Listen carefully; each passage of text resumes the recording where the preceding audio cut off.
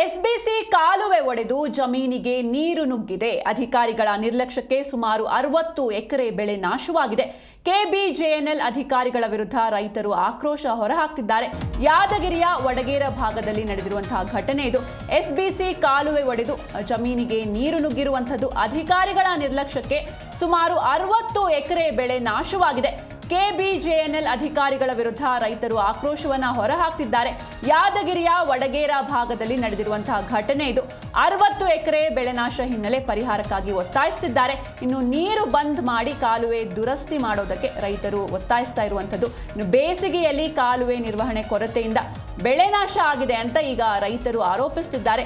SBC ಕಾಲುವೆ 25ನೇ ವಿತರಣಾ ಕಾಲುವೆಯಿಂದ ನೀರು ಸೋರಿಕೆಯಾಗ್ತಾ ಇದೆ. ಇನ್ನು ಕೃಷಿ ನಂಬಿದ ರೈತರು ಕಂಗಾಲಾಗಿದ್ದಾರೆ. ಇನ್ನು ಬಿತ್ತನೆ ಮಾಡಿದ ಹತ್ತಿ ಬೆಳೆ ನೀರಿನಿಂದ ಸಂಪೂರ್ಣವಾಗಿ ಜಲಾವೃತವಾಗಿದೆ. ನೀವು ದೃಶ್ಯದಲ್ಲೂ ಕೂಡ ಗಮನಿಸ್ತಾ ಇರಬಹುದು. ಇನ್ನು ನೀರು ಬಂದ್ ಮಾಡಿ ಕಾಲುವೆ ದುರಸ್ತಿ ಮಾಡಿ ಅಂತ ರೈತರು ಒತ್ತಾಯಿಸುತ್ತಿದ್ದಾರೆ.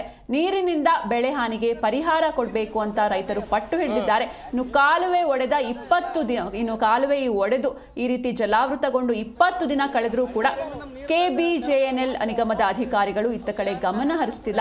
ರೈತರು ಕಂಗಾಲಾಗಿ ಹೋಗಿದ್ದಾರೆ. ಸಾಲ ಸೂಲ ಮಾಡಿ ಬೆಳೆಯನ್ನ ಬೆಳೆದಿರ್ತಾರೆ. ಆದರೆ ಇನ್ನೇನು ಬೆಳೆ ಕೈಗೆ ಎಟಕಬೇಕು ಅನ್ನೋಷ್ಟರಲ್ಲಿ ಈ ರೀತಿಯಾದಂತಹ ಒಂದು ಅಧಿಕಾರಿಗಳ ನಿರ್ಲಕ್ಷ್ಯಕ್ಕೆ ಸುಮಾರು 60 ಎಕರೆ ಬೆಳೆ ನಾಶವಾಗಿರುವಂಥದ್ದು.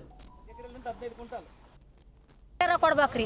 ಇದ್ರಂತೆ ನಮ್ದು ಒಂದಂದ್ರೆ ಒಂದಲ್ರಿ, ಎಲ್ಲ ಜಮೀನು ಪೂರಾ ಫುಲ್ ಆಗಿಬಿಟ್ಟದ್ರಿ. ಪಾಪ ಎಲ್ಲರೂ ಬಡ ಜನನೇ, ಯಾರೇನಿದ್ದವರಲ್ಲ, ಎಲ್ಲರೂ ಇದ್ರಾಗೆ ಬದುಕೋದು, ಇದ್ರಾಗೆ ಜೀವನ ಮಾಡೋದು. ಇನ್ನೊಂದು ತವಲಿಗೆ ಹೋದ್ರನ ಮಕ್ಳು ಮರಿನ ಕಟ್ಕೊಂಡು ಎಲ್ಲಿಗೆ ಹೋಗ್ಬೇಕ್ರಿ ನಾವು? ಪೂರ್ತಿ ನಾವು ಎಲ್ಲಿಗೆ ಜೀವನ ಮಾಡೋದು?